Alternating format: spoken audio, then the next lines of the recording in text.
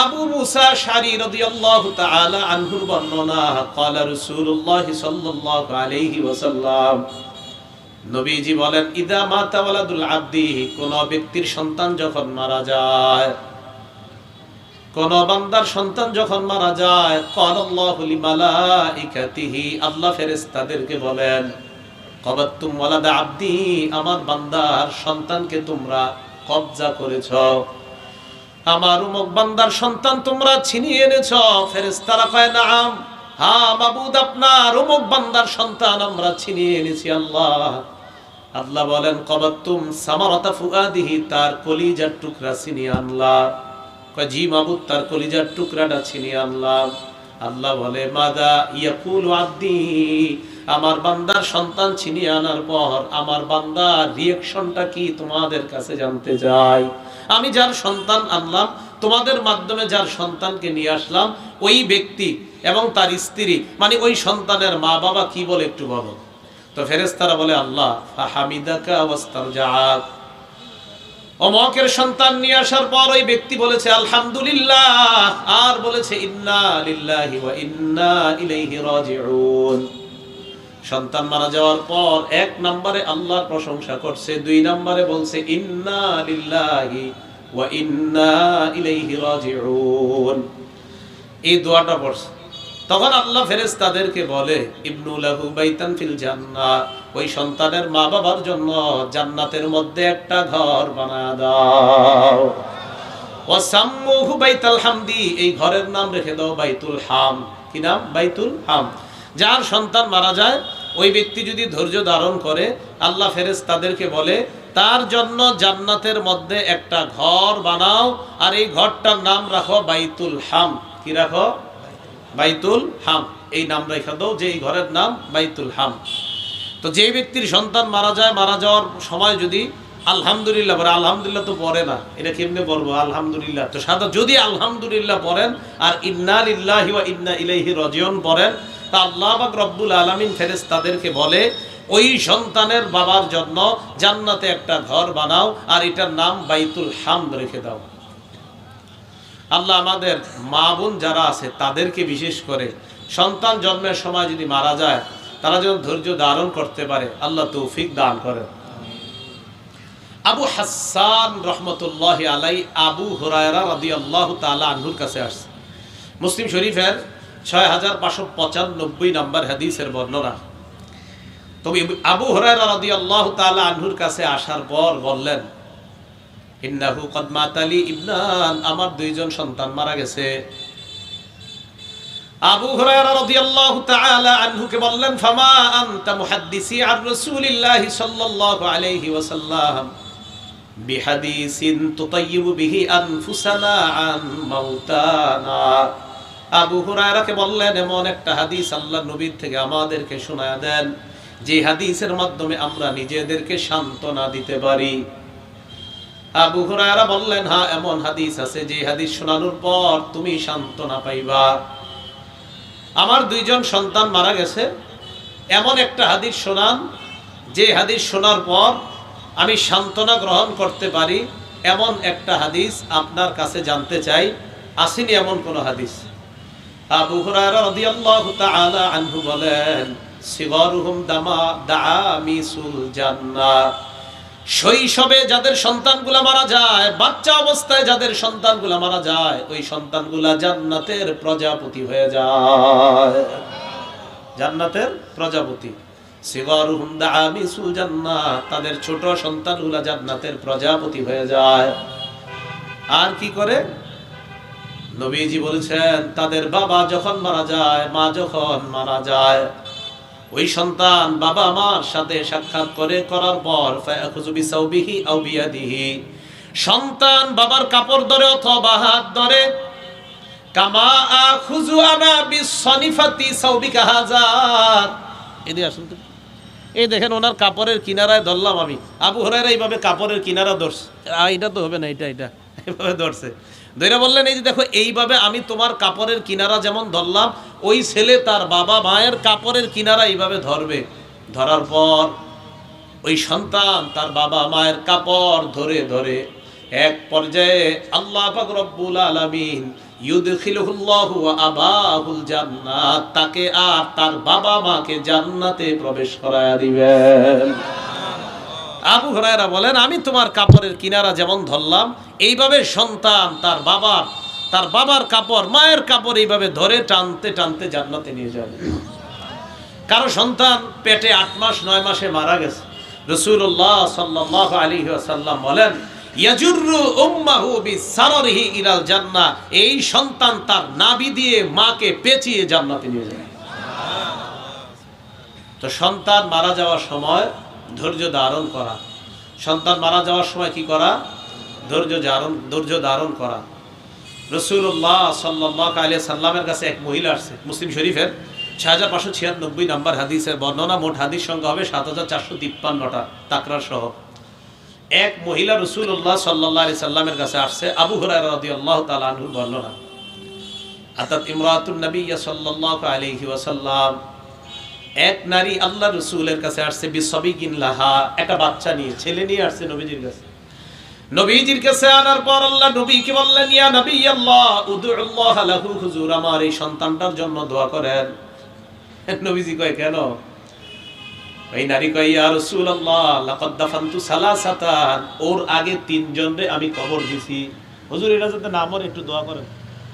ওর আগে 3 জনরে দাফন করছি হুজুর, এইটা যাতে একটু ভালো থাকে, আপনি একটু দোয়া করে দেন। লাকাদ দাফানতু সালাসা, হুজুর 3 জনরে দাফন করছি। নবীজি কয়, দাফনতি সালাসা, 3 জনরে দাফন করছো? জি হুজুর 3 জন দাফন করছি। আল্লাহ নবী কয়, তুমি 3 জনকে দাফন করেছো? কয় হ্যাঁ। কয় ইহতাজারতি বিহিজারিন শাদীদিন বিনান নার, তুমি জাহান্নাম থেকে মজবুত শক্ত একটা প্রাচীর তৈরি করে ফেলেছো। তুমি জাহান্নাম থেকে একটা প্রাচীর তৈরি করে ফেলেছো, মজবুত প্রাচীর তুমি তৈরি করে ফেলেছো। তোমার চিন্তার কোনো কারণ নাই, তুমি তো মজবুত প্রাচীর তৈরি করে ফেলেছো।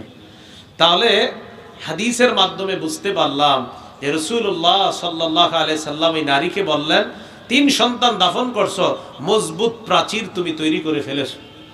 এক নারী রাসূল সাল্লাল্লাহু আলাইহি সাল্লামকে বলতেছে, ইয়া রাসূলুল্লাহ যাহাবার রিজাল বিহাদিসিকা, হুজুর পুরুষরা সবাই আপনার হাদিস শুনে, আমরা শুনতে পাই না। হুজুর আপনি শুধু পুরুষ সাহাবীদেরকে হাদিস শোনান, আমগরে হাদিস শোনান না। নবীজি বললেন, কি করতে পারি বলো? কয় ফাজআল্লানা মিন নাফসিকা ইয়াউমা নাতিকা ফিহি, আমাদের জন্য স্পেশাল একটা দিন আপনি ধার্য করেন, এই দিন শুধু আপনি আমাদেরকে ওয়াজ করবেন, পুরুষদেরকে ওয়াজ করবেন না। এক নারী বললেন, হুজুর পুরুষরা শুধু আপনার ওয়াজ শুনে, আমরা শুনি না। বুখারীর 7310 আসছে, বুখারীর 1381 নম্বর হাদিসে আসছে 3 সন্তান দাফনের ফজিলত। তো রাসূলুল্লাহ সাল্লাল্লাহু আলাইহি সাল্লাম বললেন, ঠিক আছে, ইজতামি'না ফি ইয়াউমি কাযা ওয়া কাযা ফি মাকানিন কাযা ওয়া কাযা, অমুক দিন অমুক জায়গায় তোমরা একত্রিত হও। ফাজতামা'না, তারা একত্রিত হয়েছে। আর নারীরা বলছে, ইয়া রাসূলুল্লাহ আমাদেরকে আপনি আল্লিমনা মিম্মা আল্লামাকাল্লাহ, তুআল্লিমুনা মিম্মা আল্লামাকাল্লাহ, আল্লাহ আপনারা যা শিখাইছে আমগো একটু শিখাইবেন স্পেশাল, আপনি শুধু পুরুষ সাহাবাদেরকে শিখান, আমাদেরকে শিখান না। তো নবীজি বলছে, ঠিক আছে, অমুক দিন অমুক জায়গায় আসবা। তো গেছে নারীরা। যাওয়ার পর রাসূল সাল্লাল্লাহু আলাইহি সাল্লাম বললেন, মা মিনকুন্না, তোমাদের মধ্য থেকে ইমরাআতুন, কোন নারী, তোমাদের মধ্য থেকে কোন নারী তার যদি 3টা সন্তান মারা যায়, কয়টা সন্তান? ইল্লা কানা লাহা হিজাবাম মিনান নার, এই 3 সন্তান যদি কোন নারীর মারা যায়, ওই নারীর জন্য জাহান্নাম থেকে এই সন্তানগুলা জাহান্নাম থেকে বাঁচার প্রতিবন্ধক হয়ে যাবে।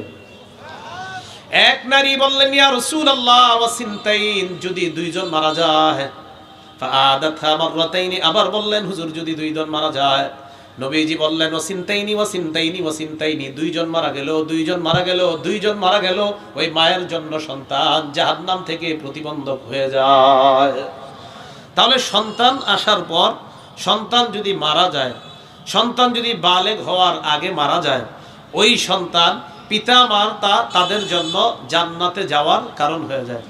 সহিহ বুখারীর বর্ণনা স্পষ্ট আসছে, 1381 নম্বর বর্ণনা, লাম ইয়াবলুগুল হিনসা, বালেগ হওয়ার আগে যদি সন্তান মারা যায় আর মা বাবা যদি ধৈর্য ধারণ করে, ওই মা বাবাকে ওই সন্তান জান্নাতে প্রবেশ করাবে। নাসাই শরীফের 2088 নম্বর হাদিসে আশ্চর্য বর্ণনা আছে। নবীজি সাহাবাদেরকে ওয়াজ করতেন, তো নবীজির মজলিসে সাহাবারা বসতেন, তাদের সাথে একজন লোক বসতো, লাহু ইবনুন সগীরুন, তার একটা ছোট সন্তান ছিল, ইয়াতিহি মিন খালফি যহরিহি ফায়ুকিদাহু বাইনা ইয়াদাইহি, সন্তানটাকে পিছন থেকে সুন্দর মতো আইনা সামনে বসাইতেন, আল্লাহ নবীর সামনে বসাইতেন আর ওয়াজ শুনতেন। হঠাৎ একদিন আল্লাহ নবী দেখে ওই লোকটাও নাই, লোকটার সন্তানও নাই, ছেলেটা মারা গেছে, ছেলেটা মারা গেছে, হালাকা, ছেলেটা মারা গেছে। ফামতাআনা রাজুল আইয়াহদুরাল হালকাতা লিযিকরি ইবনিহি, সন্তানের বিয়োগ ব্যথায় সন্তানরে মনে করে নবীজির মজলিসে আর আসতেছে না। একদিন নবীজি বললেন, ওই লোকটা কোথায়, যে তার ছেলে নিয়ে আমার সামনে বসে, তাকে দেখছি না কেন? সাহাবারা বললেন, ইয়া রাসূলুল্লাহ, তার সন্তান মারা গেছে।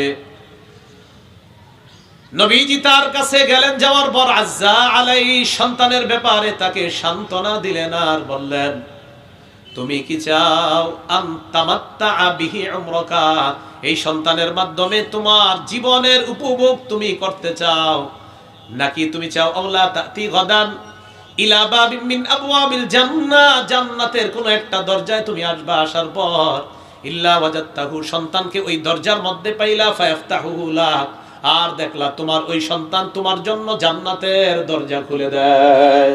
তুমি কোনটা চাও? সন্তানের মাধ্যমে দুনিয়াতে কামাই রোজগার করে তোমারে খাওয়াবে, এটাতে তুমি বেশি পছন্দ করো, নাকি তুমি জান্নাতের দরজায় গিয়ে তোমার ওই সন্তানটাকে পাইলা যাকে তুমি হারিয়ে ফেললা, আর দেখলা সে তোমার জন্য জান্নাতের দরজা খুলে রাখছে? ওই সাহাবী বললেন, হুজুর আমার কাছে এটাই পছন্দ, যে আমি জান্নাতের দরজায় যাব আর দেখবো আমার ছেলেটা জান্নাতের দরজা খুলে আমাকে জান্নাতে প্রবেশ করে দিচ্ছে। তো সন্তান মারা গেলে ছোটবেলায় মাকে একটু সান্ত্বনা দিবেন। হাদিসে আসছে ইনিহতাসাবাত ওয়া সাবারাত, হাদিসে মুয়ান্নাস আসছে, এর মানে হলো সাধারণত মা বেশি কষ্ট পায়, তাই নবী বলছে যদি মা ধৈর্য ধারণ করে আর যদি মা সওয়াবের আশা করে, আল্লাহ বাবা মা উভয়কে সন্তান যদি শৈশবে মারা যায় ধৈর্য ধারণ করার তৌফিক দান করে। সন্তান বেঁচে গেলে কি করব? সন্তান যখন বেঁচে যাবে, মানে বেঁচে যাওয়া মানে সন্তান জন্মের পর থেকেই তার জন্য করণীয় 12টা করণীয়। বলেন কয়টা? সবাই বলেন কয়টা করণীয়? 12টা। 1 নাম্বার করণীয়, সন্তান জন্মের পরেই ফেসবুকে একটা ছবি তুলবেন, তুইলা এটা ফেসবুকে আপলোড করবেন আর বলবেন আজকে প্রথম চাচা হওয়ার সৌভাগ্য অর্জন করলাম। এটা হলো প্রথম অধিকার। আর বলবেন আজকে প্রথম ভাগ্নির মামা হওয়ার স্বাদ উপভোগ করলাম, বন্ধুদের সাথে শেয়ার করলাম। এটা হলো সন্তানের প্রথম হক দুনিয়াতে আসার হক। এটাই তো হচ্ছে, এই হকই তো আদায় করতেছেন সবাই। সন্তান দুনিয়াতে আসার পরেই হক সবাই আদায় করতেছে। এটা কি সত্য না মিথ্যা? সন্তান দুনিয়াতে আসার পর প্রথমে তার কানে আজান দেওয়া। বলেন কি দেওয়া? হ্যাঁ, আজান দেওয়া। এটা 1 নম্বর করণীয়। আবু দাউদ শরীফ 5105 নম্বর হাদিসের বর্ণনা। রাসূল সাল্লাল্লাহু আলাইহি সাল্লামের সাহাবী বলেন, রাআইতু রাসূলুল্লাহি সাল্লাল্লাহু আলাইহি ওয়াসাল্লাম আযানা ফি উযুনিল হাসান ইবনে আলী ইবনে আবি তালিব রাদিয়াল্লাহু তাআলা আন হিনা ওয়ালাদাতহু ফাতিমা বিস-সালাহ। ফাতেমা রাদিয়াল্লাহু তাআলা আনহা যেদিন হযরত হাসানকে প্রসব করলেন, জন্ম দিলেন, আমি দেখলাম মুয়াজ্জিন সাহেবরা নামাজের যে আজান দেয়, নবীজিকে দেখলাম হাসানের কানে অবিকল ওই আজানটা দিতে দেখলাম। তাহলে 1 নাম্বার অধিকার সন্তানের কানে আজান দেওয়া, ছেলে হোক আর মেয়ে হোক তার কানে আজান দেওয়া। 2 নাম্বার তাহনিক করানো। বলেন কি করানো? তাহনিক বলা হয় কোন আল্লাহওয়ালার কাছে নিয়ে যাবেন, নিয়ে যাওয়ার পর ওই আল্লাহওয়ালা খেজুর চাবাবে, চাবানোর পর ওই সন্তানের মুখে একটু থুতু দিবে, থুতু দেওয়ার পর সামান্য খেজুর মুখের ভিতরে তালুর মধ্যে লাগায় দিবে। সহিহ বুখারী 3909 নম্বর হাদিস। সহিহ বুখারীর আরেকটা বর্ণনা আছে, তো আমরা 3909 নম্বর বর্ণনাটা জানি। এই হাদিসের মধ্যে আসছে নবীজি সাল্লাল্লাহু আলাইহি সাল্লামের মহিলা সাহাবিয়া আসমা বিনতে আবু বকর রাদিয়াল্লাহু তাআলা আনহুমা, মানে আবু বকর সিদ্দিক রাদিয়াল্লাহু তাআলা আনহুর কন্যা আসমা রাদিয়াল্লাহু তাআলা আনহা। এই আসমা রাদিয়াল্লাহু তাআলা আনহার পেটে সন্তান, আন্নাহা হামালাত বিআব্দুল্লাহ ইবনে জুবাইর, তার পেটে সন্তান আসছে, এই সন্তান হলেন আব্দুল্লাহ ইবনে জুবাইর। তো আসমা রাদিয়াল্লাহু তাআলা আনহা বলেন, খরজতু, আমি মদিনায় রওনা করলাম, হিজরত করে রওনা করলাম, হিজরত করতেছি। ওয়ানা মুতিম্মুন, আমি আসন্ন প্রসবা মানে আমার যে